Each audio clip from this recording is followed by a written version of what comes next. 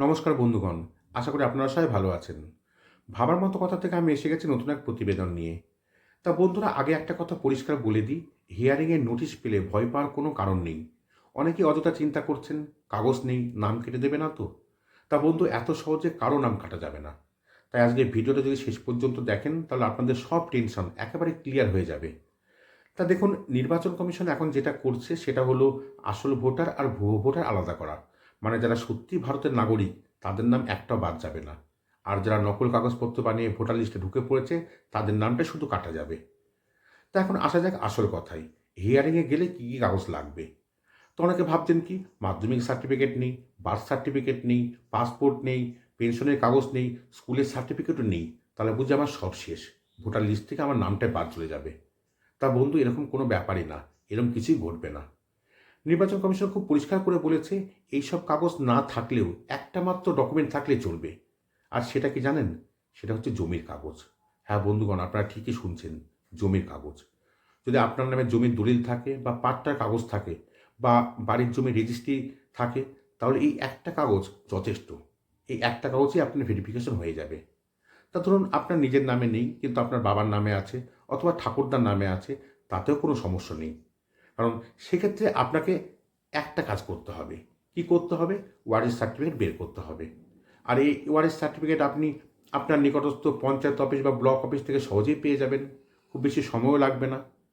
তা শুধু এই জমির কাগজ আর ওয়ারিশ সার্টিফিকেট, এই দুটো কাগজ দেখালেই হিয়ারিংয়ে আপনার ভেরিফিকেশন হয়ে যাবে। কোনো টেনশন নেই। এখানে মাধ্যমিকের সার্টিফিকেটও লাগবে না, বার্থ সার্টিফিকেটও লাগবে না, পাসপোর্টও লাগবে না, কাজের সার্টিফিকেটও লাগবে না। তা এবার একটা খুব গুরুত্বপূর্ণ সতর্কতায় আসা যাক। হিয়ারিংয়ে গিয়ে ভুলেও নকল বা ভুয়ো কাগজ দেখাবেন না। কারণ সেখানে ইআরও থাকবে, মাইক্রো অবজারভার থাকবে, তারা অনলাইনে চেক করে নেবে। তাই কাগজটা আসল কি নকল সব কিছু ধরা পড়ে যাবে সেখানেই। যদি ধরা পড়ে যে কাগজটা ভুয়ো, তাহলে শুধু নামটাই কাটবে না, আপনার বিরুদ্ধে মামলাও হতে পারে। তাই এটা বিশেষ করে তাদের জন্য যারা বাংলাদেশ, মায়ানমার বা অন্য দেশ থেকে এসে দালালের মাধ্যমে বার্থ সার্টিফিকেট বানিয়ে ভোটার কার্ড, আধার কার্ড বানিয়েছে তাদের জন্য। তা এই ধরনের কাগজ এবার আর চলবে না। নির্বাচন কমিশন একেবারে কড়া অবস্থানে আছে। তা এখন আসা যাক নোটিশের কথাই। অনেকে এখনও নোটিশ পাননি, তাতে ভয় পাওয়ার কিছু নেই। বিএলও অফিসাররা ধাপে ধাপে বাড়ি বাড়ি নোটিশ পৌঁছে দিচ্ছে। ইতিমধ্যে 20 থেকে 30 লক্ষ বাড়িতে নোটিশ পৌঁছে দিয়েছে বিএলওরা।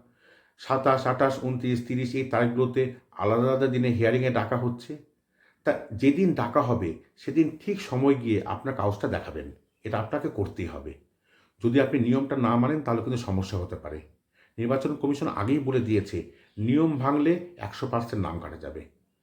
তা শেষে একটা কথাই বলবো বন্ধুগণ, আপনি যদি সত্যিকারের বৈধ ভোটার হন, আপনার বা আপনার বাবার বা ঠাকুরদার জমির কাগজ থাকে, তাহলে ভয় পাওয়ার কিচ্ছু নেই। ভয় পাওয়ার কোনো কারণই নেই।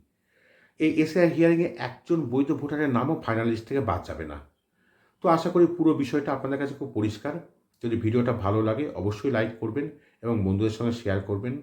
আর যদি নতুন হয়ে থাকেন অবশ্যই চ্যানেলটা সাবস্ক্রাইব করবেন। দেখা হবে অন্য এক প্রতিবেদনে। ভালো থাকবেন, সুস্থ থাকবেন।